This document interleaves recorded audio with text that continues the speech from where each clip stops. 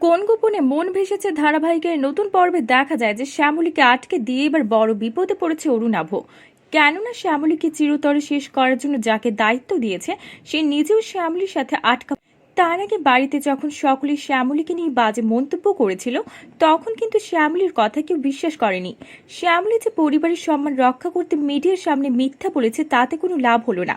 অনেকে সরাসরি জানিয়ে দিল শ্যামলীকে বাড়ির বাইরে বের হতে দিবে না, আর যদি বের হয় তাহলে অনেকে নিজেই এমন ব্যবস্থা করবে যাতে করে আর এই বাড়িতে ফিরে আসতে না হয়। এই সুযোগটা কাজে লাগিয়ে ফেলল অরুণাভ ও তিশা। শ্যামলী বের হয়ে হোটেলে যাওয়ার পথে তাকে গুন্ডা দিয়ে আবারও কিডন্যাপ করালো অরুণাভ ও তিশা। শ্যামলীকে অজ্ঞান করে নিয়ে যাচ্ছে, কিন্তু রাস্তায় এসে গাড়ি পাঞ্চার হয়ে যায়। গুন্ডাটার সাথে ওই এলাকার এক মহিলার পরিচয় আছে। শ্যামলীকে তার দোকানের গোডাউনে রেখে দিল, কিন্তু বেশ কিছু সময় পরে মহিলা বলে, স্যার অনেকক্ষণ তো হয়ে গেছে, এবার যদি কেউ চলে আসে। তারপর গুন্ডাটা ভেতরে এসে দোকানের শাটার টেনে বন্ধ করে দিল। মহিলা বলে, এটা কি করলেন স্যার? এই দরজা একবার বন্ধ করলে বাইরে থেকে না খুলে দিলে ভিতর থেকে খোলা সম্ভব নয়। তাহলে কি করবে এবার? এরই মধ্যে কি শ্যামলীর জ্ঞান ফিরে আসবে? আর শ্যামলীর চিৎকারে কি নোষ পুলিশ এসে শ্যামলীকে উদ্ধার করে আসল হোতা অরুণাভকে গ্রেফতার করবে?